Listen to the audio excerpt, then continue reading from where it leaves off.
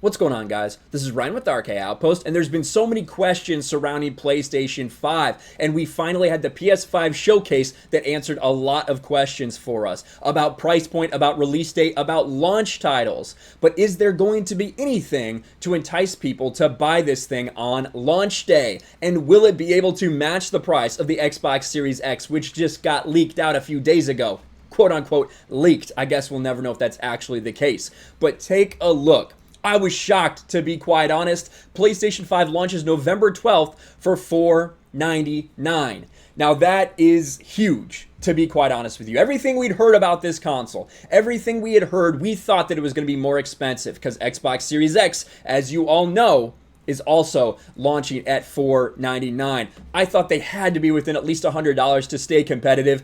Turns out they have matched the price, but that's not all. We're also going to get into more details and why I think this is a win in general for PlayStation 5, but we'll answer that question. Will anyone be enticed to buy it on launch day? A little bit later. The PS5 Digital Edition will be $399. So as you can see, right, we'll go ahead and pull this up here so you can get a little better view of it. Now, you have the disc version PS5, the standard PS5. They dropped that price down to $499. I think they're probably taking a hit on that, to be quite honest with you, but I think they knew it's something they had to do with Xbox Series X gaining all that momentum after revealing the price of their console. The digital edition, though, is, I think, where a lot of people were surprised. This is what I predicted. I did predict this price. You can go back and look at the Gaming with Geeks podcast that I did just a few hours ago. I predicted $399 because I think they had to stay within $100 of Xbox Series S. Now, this machine, in my opinion, is far more valuable, is far more powerful, and you get a little more value for this system at $399 than you do for the Xbox Series X, which is Series S. That's so annoying. Series S, which is an incredibly limited system in my opinion. But there you have it, the official price points. And a lot of us were surprised, but I think it's something that they had to do to stay competitive.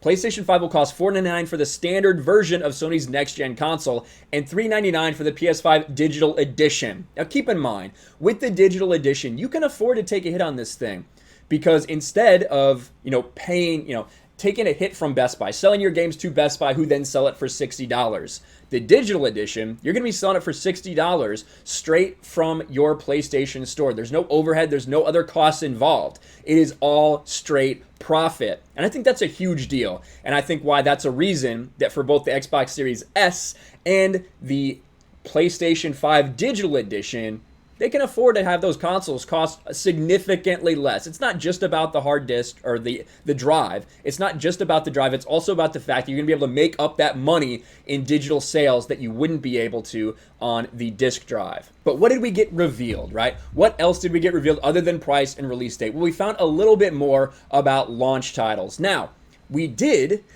find out Final Fantasy 16. Now, it's not confirmed that this is going to be available at launch, I don't believe, but this is the first time we saw any gameplay for this. So I'll go ahead and play a little bit of it so you guys can see Final Fantasy 16. Now, the gameplay reminds me a little bit of Final Fantasy 15, which I was a pretty big fan of, to be quite honest with you.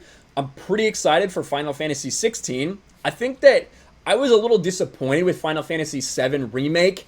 I don't have the attachment that a lot of people had to that original game, so maybe that's why it didn't really hit for me too much. But Final Fantasy 16 is coming, and we got a first look at that gameplay. Now, we also got more official gameplay for Miles Morales, Spider-Man Miles Morales.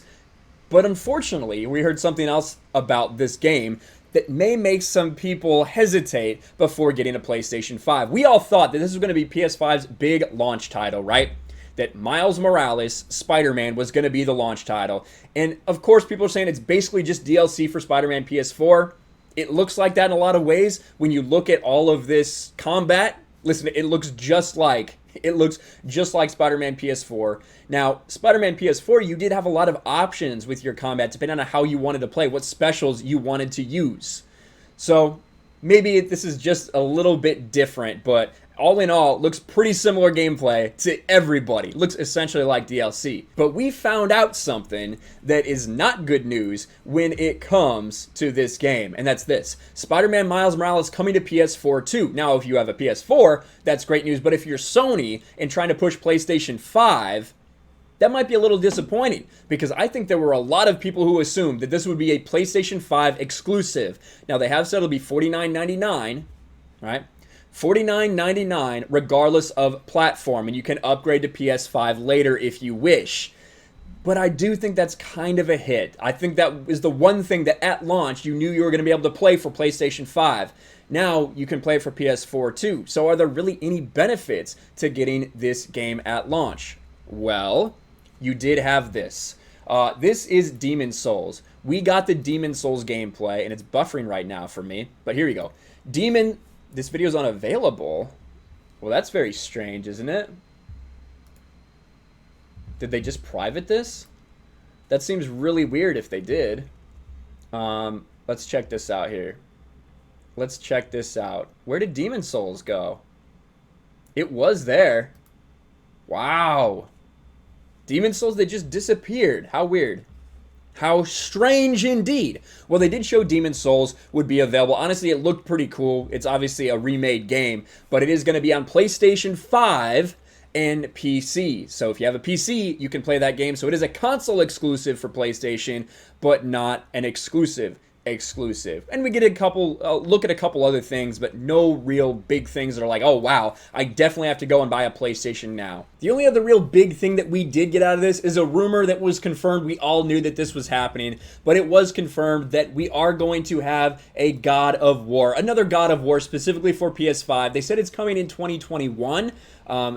There you didn't really see too much, just a little bit of Kratos in the background, and then this, Ragnarok is coming. So it sounds like it's probably going to be called God of War Ragnarok, if I had to guess. But we do have that coming as well, something to look forward to, but again, not a launch title. Overall, a little bit of an underwhelming presentation from PS5.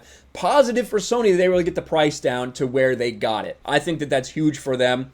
But that's me. I am a Sony guy. I always have been a Sony guy. Now, several months ago, when Naughty Dog started false copyright striking my channel, if those strikes had not been lifted, I think it would have been fair to say I would maybe hate Sony to absolute death after everything that they have done. I'm getting a new PC, so I don't really feel like I need an Xbox because I can get all of those games on PC pretty easily. Will I buy a PlayStation 5 at launch? I don't know. We also saw Devil May Cry 5 Special Edition. You can get that at PS5 at launch as well as the PlayStation Plus collection. Now, this is a little bit interesting. PS Plus members will get a library of PS4 games to play at PS5 at no extra charge, including Uncharted and Bloodborne. It essentially seems like a poor man's version of Xbox Game Pass. So they're trying to get in on that Game Pass style like Xbox has been able to sell their consoles doing. Is it going to be enough? I don't know. Overall, I'm impressed with the price that they were able to get for those consoles. They were able to match Xbox for the most part, even though it's still $100 more for the discless version. I think you're getting a much more powerful machine. But I feel like I can probably just wait till 2020 if I want to buy one, to be quite honest with you. There's not going to be anything that I want to play that badly on PlayStation 5 that's going to be out, when I can still use my PS4, even though it sounds like it's going to break any day. I'm interested to hear you guys' thoughts on the presentation, about the games we saw. What do you think? Are you excited for PlayStation 5? Do you want to get an Xbox Series X? Or do you just say, hey, PC Master Race, go F yourself, console peasants? Let me know in the comments below. Smash a like button, subscribe to the channel, ring the bell for notifications, share this video out there, and I'll talk to you later. Thanks for watching, everyone. And a huge shout out to my patrons. I appreciate you guys so much. Want to follow me on Twitter or Instagram? Check out the description below. You'll find links to my P.O. box and my Patreon as well. And I'll talk to you guys later.